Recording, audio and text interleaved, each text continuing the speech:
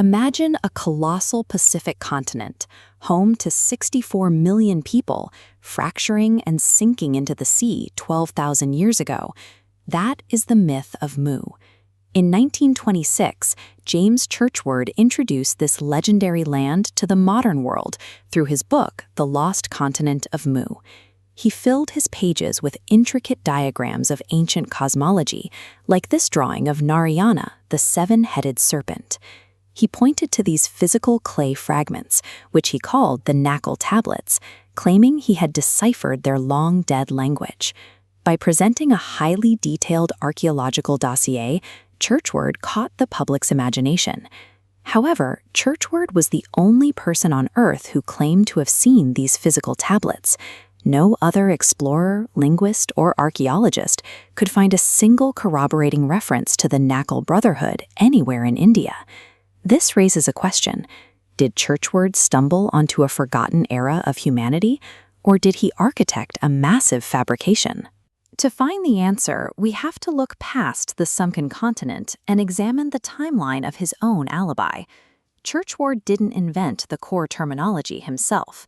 The word Naacal was coined decades earlier by an associate named Augustus Le Plongeon while he was studying Mayan languages. By analyzing newspaper clippings from the mid-1920s, we can watch the story of the tablets assemble itself in real time. In late 1924, the press reported that 125 tablets were discovered by unknown parties and translated by unnamed Buddhist scholars. By August 1925, the story changed. Churchward inserted himself into the narrative, claiming he personally found the tablets during an 1872 famine. In this revised version, a high priest took him into a temple and taught him the dead language over 2 years. When his book was published in 1926, he added a new layer, claiming his symbols matched real artifacts dug up in Mexico by the explorer William Niven. While historical discoveries remain consistent over time, Churchward's evidence mutated whenever he needed to add more personal authority to the myth. He cultivated the image of a rugged explorer, often claiming to be a colonel in the British Bengal Lancers stationed in India.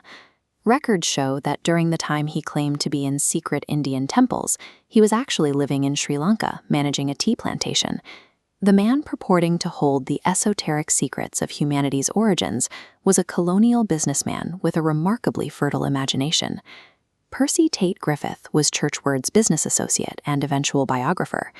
Griffith wrote a biography in 1936, but the version the public saw had been heavily edited by Churchward's daughter. The original, unedited manuscript contains a confession in Chapter 14. Churchward privately admitted to Griffith that the Naacal tablets were pure fiction. The reveal didn't come from a rival researcher, but from a private conversation with his closest confidant. Churchward's legacy provided a blueprint for manufacturing pseudo-history that is still used today. This deception relies on mimicking the aesthetics of science, using fake field reports and complex diagrams, while hiding behind secret, inaccessible knowledge. Historical inquiry relies on peer review, physical evidence, and absolute transparency. When a world-altering claim depends entirely on evidence that only one person is allowed to see, the history disappears, leaving only the storyteller.